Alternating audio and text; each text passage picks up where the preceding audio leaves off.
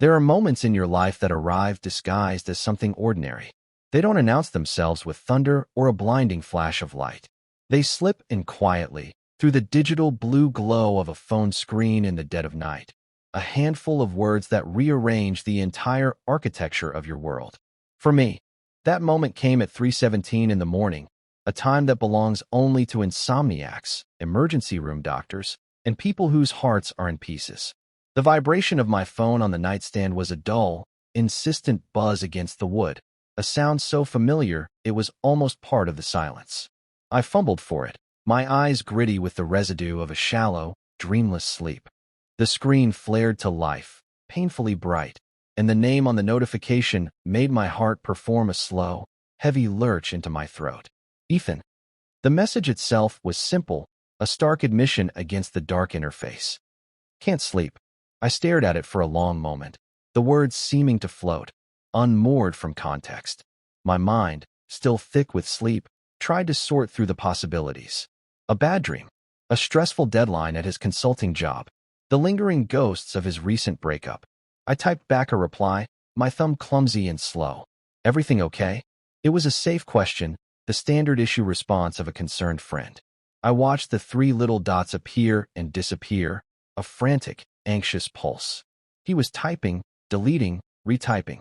I could feel his indecision from across the city, a tangible static in the air.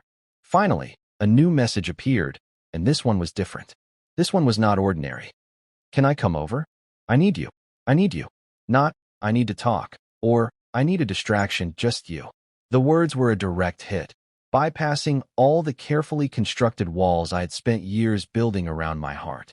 For 5 years, my relationship with Ethan had been a masterclass in self-restraint, a long and patient study in the art of loving someone from a safe distance. He was my best friend, the brilliant, chaotic sun around which my own quiet, orderly world seemed to orbit. And I, the quiet observer, the photographer who saw the world in carefully composed frames, had long ago accepted the terms of our arrangement. I could have his friendship, his laughter, his easy, casual affection, but I had to keep the rest of my feelings, the deeper, more complicated, more terrifying feelings, locked away in a darkroom, visible only to me. Those two words, I need you, felt like a key turning in that lock, and I was terrified of what might be on the other side of the door. My fingers hovered over the keyboard, my own heart a frantic drum against my ribs. There was no other possible answer. There had never been. The doors unlocked. Before I delve into the weight of that night, into the seismic shift that occurred in the quiet space of my small apartment, you have to understand the foundation upon which we were built. You have to understand the geography of our friendship. Ethan and I met in college, a chance collision of two vastly different worlds. He was a force of nature, a computer science major who seemed to run on pure charisma and caffeine, surrounded by a rotating cast of friends and admirers. I was a fine arts student, specializing in photography, more comfortable in the hushed, chemical-scented solitude of the darkroom than in any crowded lecture hall. We were introduced by a mutual acquaintance in the university library, a place I considered a sanctuary and he considered a necessary evil for group projects. I was sketching in a notebook, trying to capture the way the late afternoon light fell through the tall, arched windows, and he, with his boundless, restless energy, had leaned over my shoulder. "That's really good," he'd said, his voice a low, warm rumble that startled me. "You see things differently, don't you?" I remember looking up at him, really looking at him for the first time. He had this smile that was all genuine, uncalculated warmth, and eyes the color of moss after a rainstorm. He wasn't just looking at the drawing. He was looking at me, with an open curiosity that was both disarming and deeply intimidating. That was the beginning. Our friendship didn't blossom, it settled. It found its level slowly, like water seeping into dry earth. He was drawn to my quiet, my perceived stillness, a port in the storm of his own life. I was drawn to his light, the sheer, unadulterated vitality of him. He made me feel connected to the world in a way I never had before, while I think, offered him a place where he didn't have to perform. He didn't have to be the charming guy, the life of the party. With me, he could just be Ethan. My feelings for him were a slow development, like a photograph emerging in a chemical bath. At first, the image was faint, indistinct. It was just admiration for his mind, an appreciation for his kindness. But over time, the details began to sharpen. It was the way he'd listen, truly listen, when I'd talk about the nuances of light and shadow. It was the way he'd show up at my gallery shows, studying each photograph with a seriousness that none of my art school friends ever bothered to feign. It was the small, unconscious gestures of affection, a hand on my shoulder, an arm slung around my neck, the way he'd lean into my space as we looked at a computer screen together. Each touch was a small, searing brand, a reminder of the line I couldn't cross. I learned to live with the ache. It became a part of me, a low, constant hum beneath the surface of our friendship. I told myself it was enough. Being his friend, his confidant, his quiet harbor, it was more than I had ever expected to have, and I was terrified of doing anything that might jeopardize it. We graduated and moved into our own apartments in the same city, just a few blocks apart. The geography of our friendship became more literal. Our lives were separate but tangentially connected, two overlapping circles with a shared space of trust and familiarity at the center. That shared space was usually my living room. My apartment was a reflection of me, minimalist, organized, filled with books and prints, a calm and quiet space. His was a reflection of him, a state of perpetual, creative chaos, with whiteboards covered in code, takeout containers on the counter, and a palpable energy of a mind that never switched off. He had girlfriends, of course, a series of them, bright and lovely women who were, in their own ways, as luminous as he was. I was always introduced as Leo, my best friend. I was polite, I was kind, and I was a ghost at their table. The longest of these relationships was with Sarah, a landscape architect he'd been with for nearly 2 years. I thought they would get married. In a strange, masochistic way, I had prepared myself for it. I had practiced the smile I would wear at their wedding, rehearsed the toast I would give as the best man. I had built a whole room in my mind for that eventuality, soundproofed and secure, where I could store the pain. The shift, the real, tectonic shift, began not with a grand declaration, but with a quiet collapse. It happened about 3 months before that fateful 3 a.m. text message. Ethan and Sarah broke up.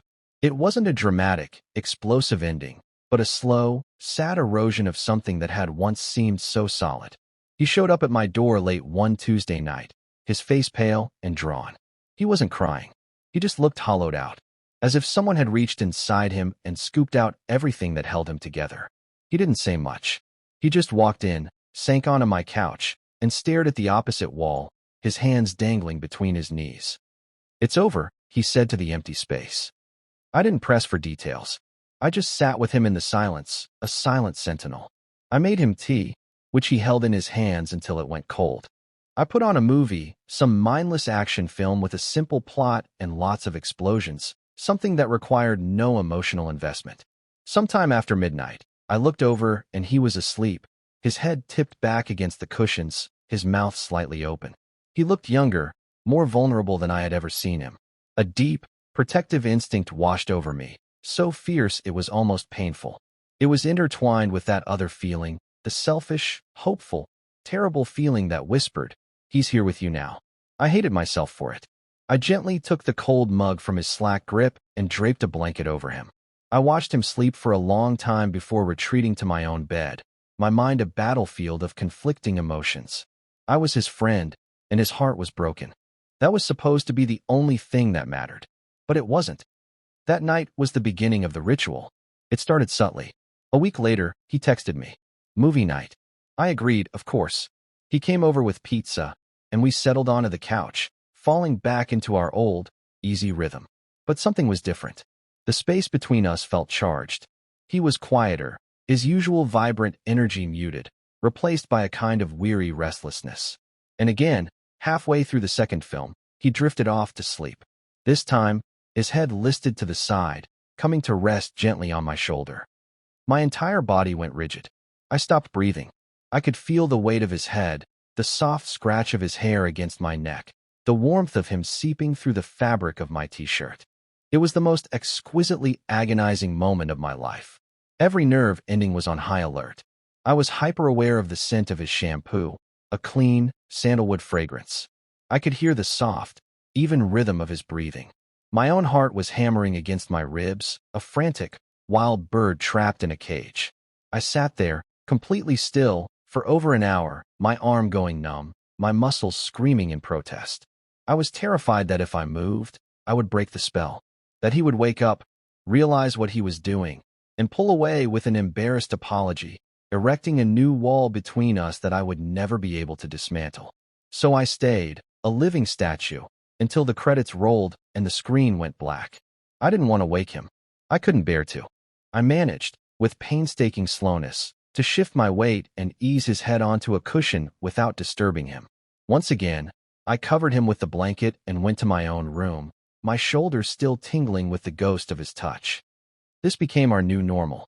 2 or 3 nights a week, he would come over.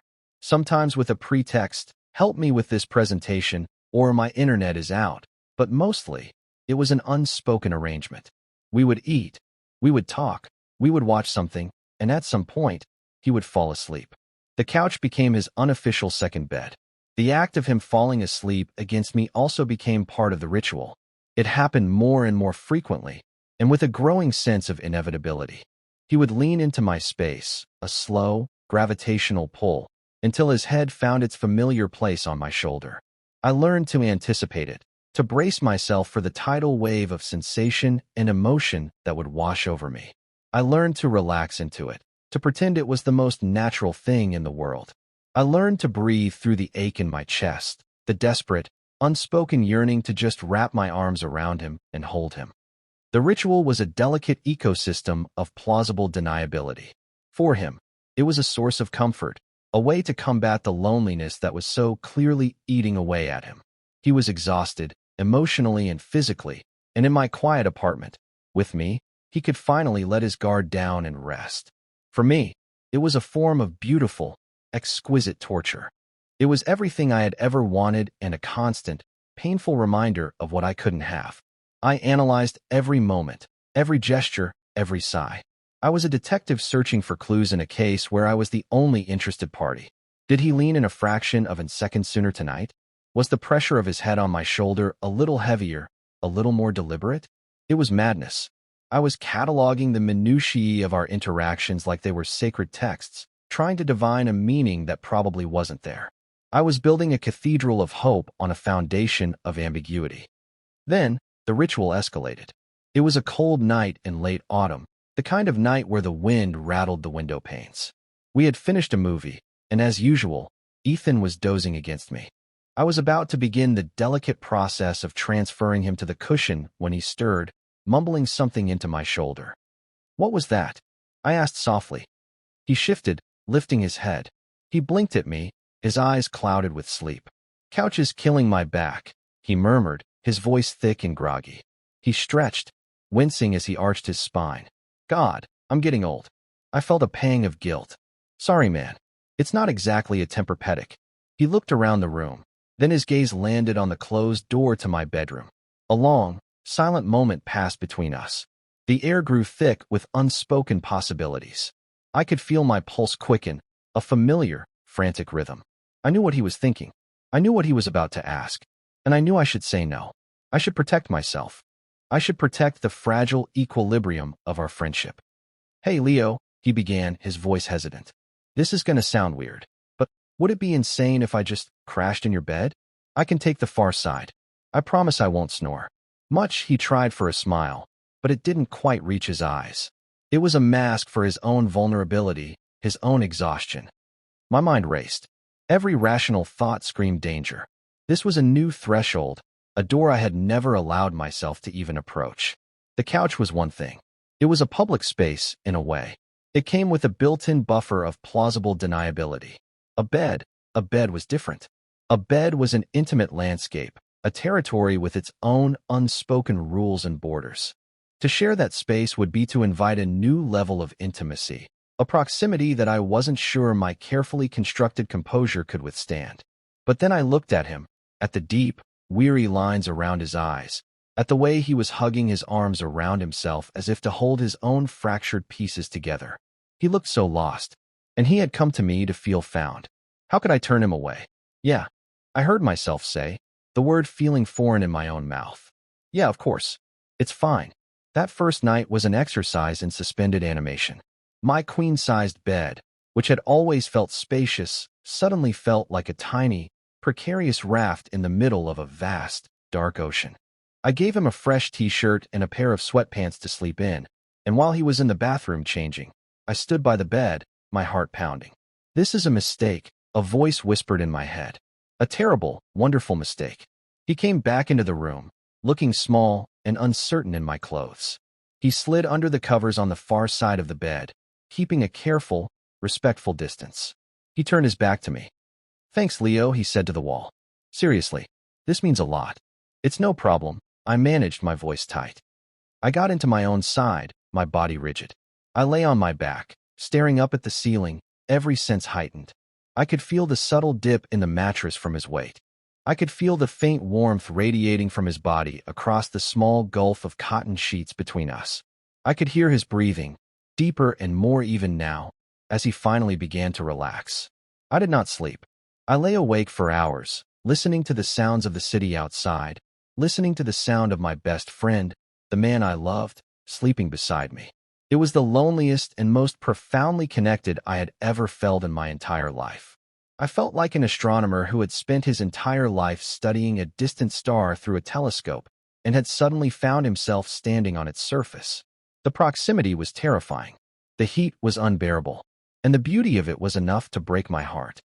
This, too, became part of the ritual. The couch was gradually abandoned. The pretense of movie night sometimes fell away entirely. He would just text, "Coming over," and I would know it meant he would be sleeping in my bed. We established an unspoken treaty. A clear dividing line ran down the center of the mattress, an invisible border that neither of us crossed. We always slept with our backs to each other, a silent acknowledgement of the platonic nature of the arrangement. But the intimacy was there, undeniable, a living presence in the room. It was in the shared silence of the darkness. It was in the simple, domestic act of waking up in the same room, of him borrowing my toothpaste, of me making coffee for two instead of one. I lived in a state of perpetual, high-stakes analysis. I was a cartographer mapping the shifting territories of our relationship. The border on the bed remained fixed, but other boundaries began to blur. Sometimes, in the middle of the night, he would shift in his sleep, and his hand might brush against my back, or his foot might touch mine. Each accidental contact was a jolt of electricity, a spark in the darkness that left me breathless. I never knew if he was truly asleep during those moments, or if he was testing the waters, sending out a quiet probe into my territory. I never reacted. I remained perfectly still, a statue of feigned sleep, my mind screaming. The anxiety was immense, but it was overshadowed by a deep, pervasive sense of hope. This ritual, this strange, intimate dance we were engaged in, felt like it was leading somewhere. It felt like a slow, careful process of creation, like two land masses drifting closer and closer together over a vast sea of unspoken feelings. I was just terrified of the earthquake that would happen when they finally collided. And that brings me back to that night. The night that began with the 3 a.m. text. When he arrived, 20 minutes after I'd told him the door was unlocked, he looked worse than I had ever seen him. His face was ashen, his hair was a mess, and his eyes looked haunted. He walked in without a word, his shoulders slumped in defeat. He wasn't just tired or sad. He was broken. "What happened?" I asked, my voice barely a whisper. He just shook his head, unable to speak. He crossed the room and wrapped his arms around himself, his gaze distant and unfocused. He looked like a man on the edge of a cliff, staring down into an abyss. I had never seen him so completely undone. The usual masks he wore, the confidence, the easy charm, the restless energy, had all crumbled away, leaving only raw, unguarded vulnerability. My heart ached for him. All the analysis, all the selfish hope, all the internal debate vanished, replaced by a pure, overwhelming need to comfort him. "Ethan," I said, my voice soft but firm. I took a step toward him. "Hey, look at me." He slowly lifted his gaze to mine. His eyes were swimming with a confusion so profound it seemed to swallow all the light in the room. He took a shaky breath. "I don't know what's wrong with me, Leo," he whispered, his voice cracking. "I feel untethered, like nothing is solid anymore." I closed the remaining distance between us. I didn't think. I just acted. I reached out and placed my hands on his shoulders, my grip gentle but firm. "It's okay," I said, trying to pour all the certainty I didn't feel into my voice. "You're okay. You're here." He leaned into my touch, a subtle but definite surrender. His forehead came to rest against my collarbone, and I felt a shudder rack his entire body. He wasn't crying, but it felt like something more painful than tears, a dry, silent sob that was trapped deep inside him. We stood like that for a long time in the middle of my living room. The only sounds the hum of the refrigerator and the frantic beating of my own heart. I could feel the warmth of his breath through my shirt. I rested my cheek on the top of his head, inhaling the familiar sandalwood scent of his hair. In that moment, he wasn't the sun and I wasn't the orbiting planet. We were just two people, holding each other up in the dark. Finally, he pulled back, just enough to look at me. His face was inches from mine. His moss-green eyes searched my face, looking for something I couldn't name. The air between us was electric, thick with all the words we had never said, all the feelings we had never acknowledged.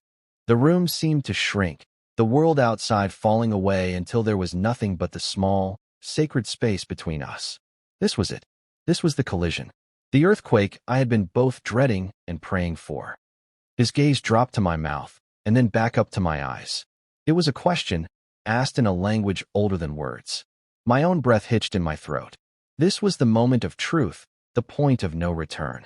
All the years of silent pining, all the nights of feigned sleep and careful distance, all the hope and all the fear had led to this single, terrifying, beautiful point in time. "Leo," he whispered, his voice so quiet it was almost lost in the silence. It wasn't a question. It was a plea. I didn't answer with words. I couldn't. Instead, I slowly, deliberately, raised my hand and cupped the side of his face, my thumb stroking the rough stubble on his jaw. It was the first time I had ever touched him with unambiguous intent. It was a confession, a surrender. His eyes fluttered shut, and he leaned into my palm, a small, almost imperceptible movement that felt like a seismic event. And then, the space between us was gone. The kiss wasn't what I had imagined. In all the thousands of times I had daydreamed about it, it had been something passionate, something desperate, a release of years of pent-up longing. But this was something else entirely. It was soft. It was tentative. It was achingly gentle. It was his lips, slightly chapped, pressing against mine with a hesitant pressure, a question seeking an answer. It was a discovery, not a conquest. I responded with the same gentleness, a quiet affirmation. It was a conversation held without sound, a mutual agreement to step off the cliff together. It lasted only a few seconds, but it felt like a lifetime. It was the breaking of a fever, the end of a long, lonely drought. It was peace. When we pulled apart, we just looked at each other, our foreheads resting together. His eyes were still closed, his breathing unsteady. I could feel the trembling in his hands, which were now gripping my shirt. "Okay," he breathed out, the word a puff of warm air against my lips. "Okay." It wasn't a declaration of love. It wasn't a promise of a future. It was just an acknowledgement, an acceptance. It was the sound of a door that had been locked for 5 years finally clicking open. We didn't talk about it. We didn't need to, not then.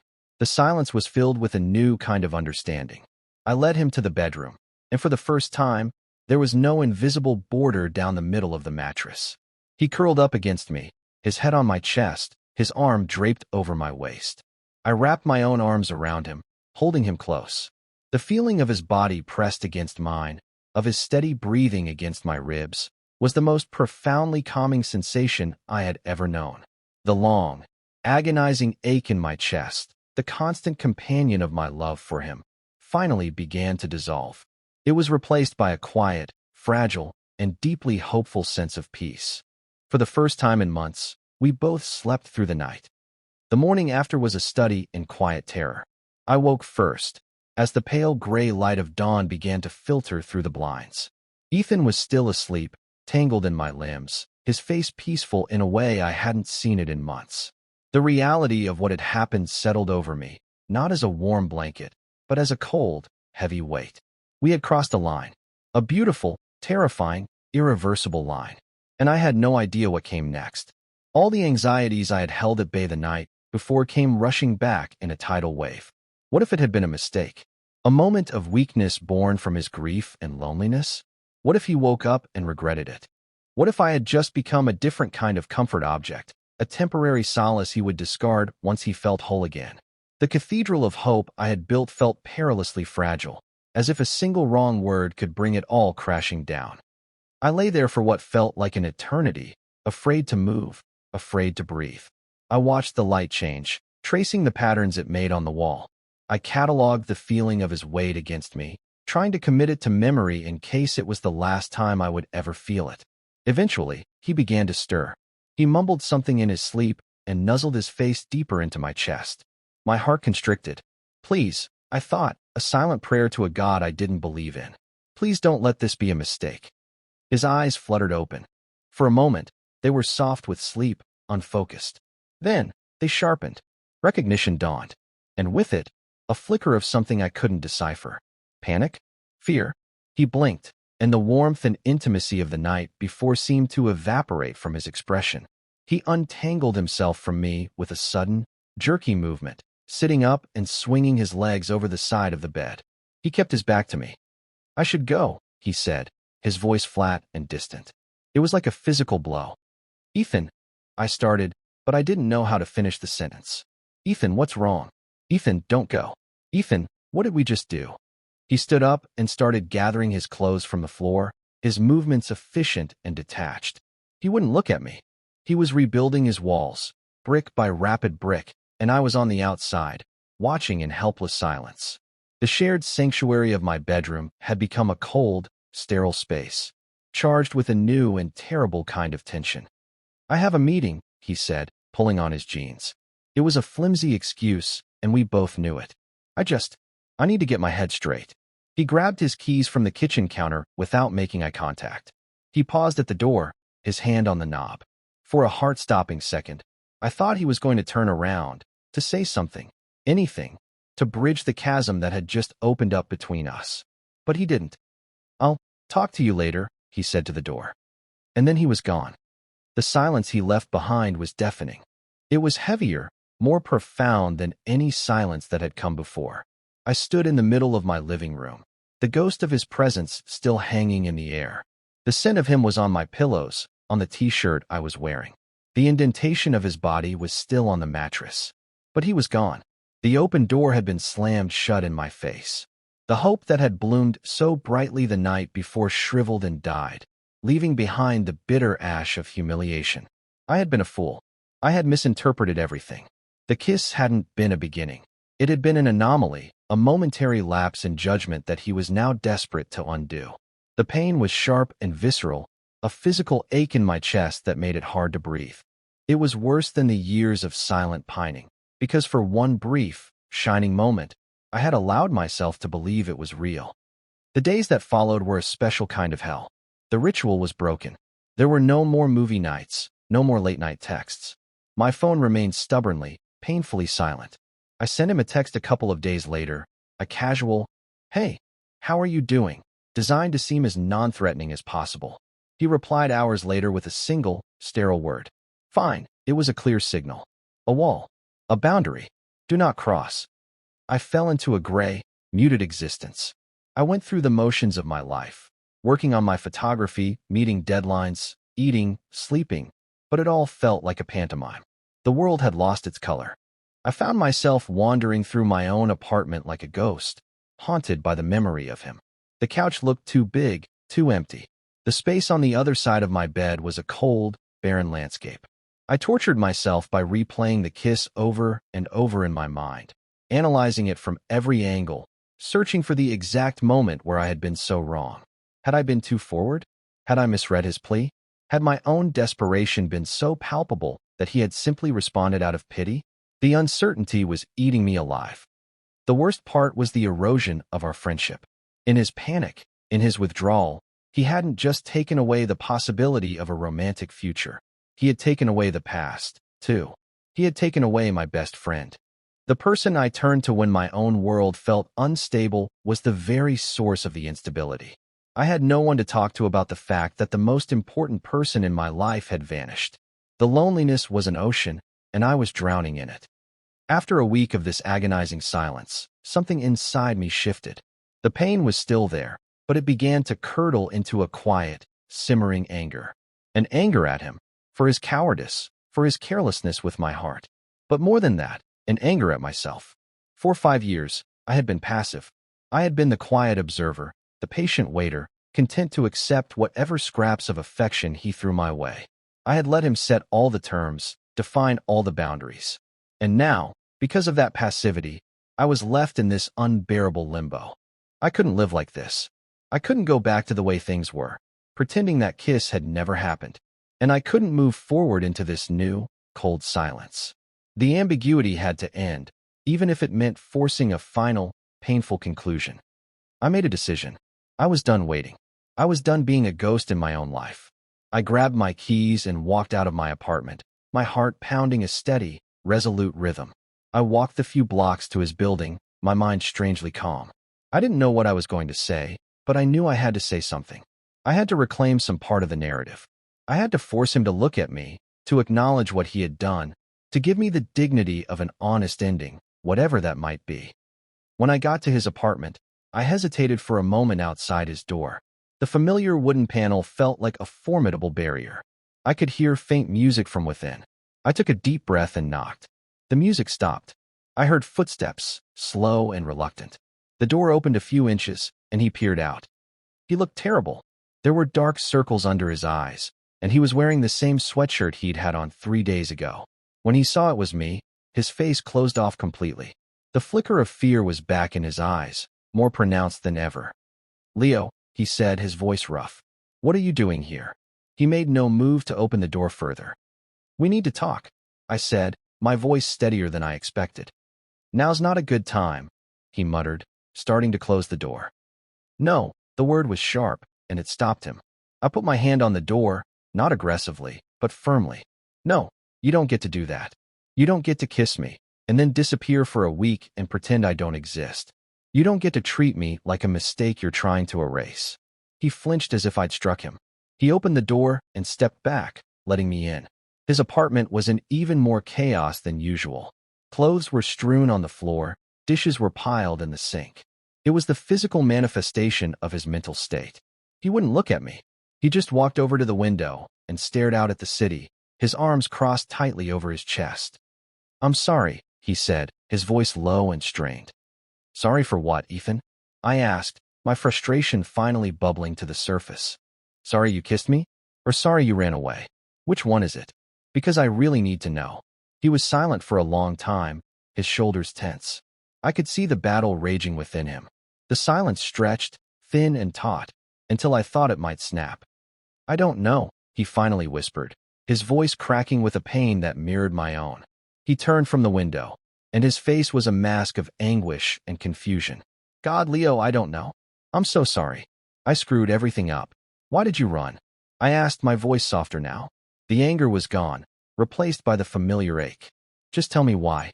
He sank onto the arm of his sofa, burying his face in his hands. "Because I was terrified," he mumbled into his palms. "When I woke up, and you were there, it felt right. It felt more right than anything has in a very long time. And that scared the hell out of me."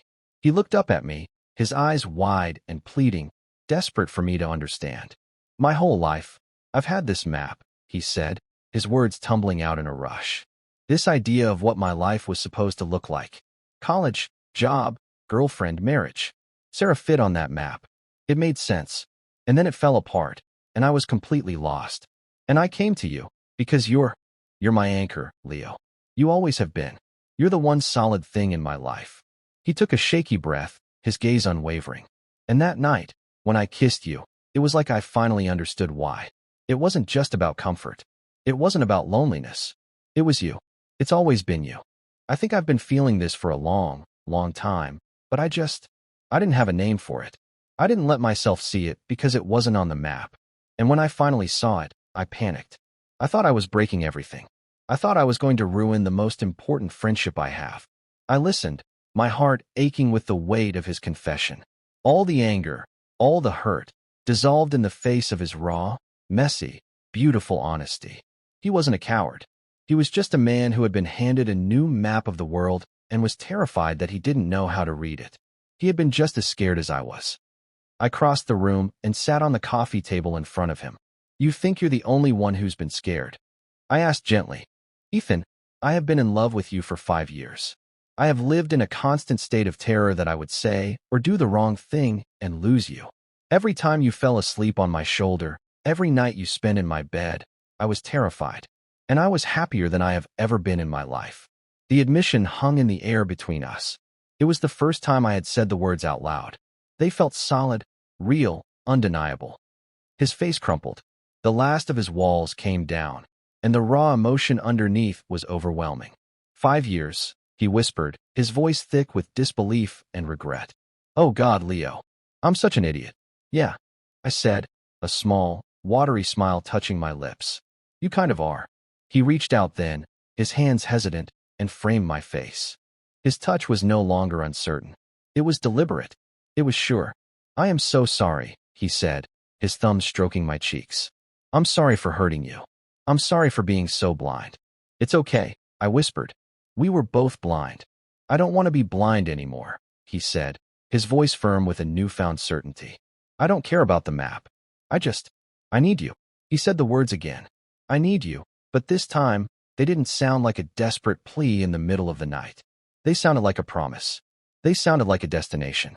He leaned in, and this time, the kiss was not a question. It was an answer. It was a homecoming. It was the beginning of learning how to read the new map, together. The aftermath of that confession wasn't a sudden, cinematic swell of music and a perfect fade to black. It was quieter, more real. It was the slow, deliberate work of dismantling the walls we had both so carefully constructed. It was learning a new language, one where I need you wasn't a cry for help, but a statement of fact, of mutual reliance. That afternoon in his chaotic apartment, we didn't solve everything, but we found a starting point. We found honesty. He held my hand, his fingers intertwined with mine, and the simple, solid contact felt more profound than the most passionate embrace. We talked for hours, really talked, for the first time. We laid out the last 5 years of unspoken feelings, of missed signals and misinterpreted gestures, like old photographs on a table, examining each one in the new light of understanding. It was painful and cathartic and necessary. That night, for the first time, he came back to my apartment not as a refugee from his own life, but as a partner. There was no pretext, no exhaustion, no crisis.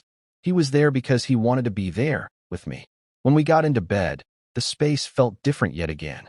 The invisible border was gone, not just ignored, but completely erased. He turned to me in the darkness, and the kiss he gave me was full of a quiet, confident tenderness that spoke of a future, not just a fleeting moment. He fell asleep in my arms, and my own sleep was deep and peaceful. The constant, low-grade anxiety that had been my shadow for years was finally gone, replaced by a profound sense of rightness, of having arrived at a place I had only ever dreamed of. The days that followed were a gentle unfolding. We began the slow, beautiful process of weaving our two separate lives into a single, shared existence. It was in the small things. It was in him leaving a toothbrush in my bathroom, a permanent resident among my own things. It was in me getting a key to his apartment, not for emergencies, but just because. It was in the way we'd make coffee in the morning, moving around each other in the small kitchen with an easy, practiced grace, a dance we had been rehearsing for years without even knowing it. The ritual of our movie nights returned, but it was transformed. Now, when his head came to rest on my shoulder, it wasn't a moment of agonizing tension for me, but one of simple, uncomplicated comfort. I could wrap my arm around him without a second thought, my fingers tracing patterns on his arm, and feel him relax into my touch. My camera, which had for so long been a tool for loving him from a distance, became a way of celebrating our closeness. I took pictures of him sleeping in our bed, the morning light soft on his face. I took pictures of him laughing as we cooked dinner, his smile no longer a distant star, but a warmth I could feel against my own skin. These new photographs weren't filled with the old yearning. They were filled with peace. They were images of home. He, in turn, began to see my world not just as a quiet refuge, but as our shared space. He took an interest in my darkroom, watching in fascination as I developed prints, the images slowly emerging from the blank paper, like our own story, had emerged from the darkness of our confusion. He saw the magic in the process, the patience it required, and I think he finally understood the patience I had held for him. There were still moments of fear, of course. Habits of self-protection, learned over years, do not vanish overnight. There were times I would catch a flicker of the old panic in his eyes, a momentary disorientation as he reconciled this new reality with his old map. And there were times I would feel a ghost of the old ache, a reflexive flinch as I waited for him to pull away. But now we could talk about it. One evening, as we were lying on the couch, he suddenly grew quiet. "What is it?" I asked, stroking his hair. "It's just," he said, his voice hesitant. "Sometimes it feels too good to be real. I keep waiting for the other shoe to drop. I spent so long being miserable. I think I forgot how to just be happy." I tilted his chin up so he was looking at me. "There's no other shoe," I said, my voice firm. "There's just this. There's just us. And you're allowed to be happy. We both are." And in those moments, we learned to reassure each other, to be each other's anchor in a new way. His vulnerability was no longer a sign of brokenness, but a sign of trust. My perceptiveness was no longer a tool for lonely analysis, but a way to understand and soothe his fears. We were healing each other, filling in the hollowed-out spaces that loneliness and misunderstanding had carved inside us. We began to heal in the beautiful, honest silence we'd learned to create together. The silence was no longer empty or anxious. It was full. It was the comfortable silence of two people who no longer needed words to know they were loved, to know they were home. It was the quiet certainty that after all the years of orbiting, of watching from a distance, we had finally found our center, right here, with each other.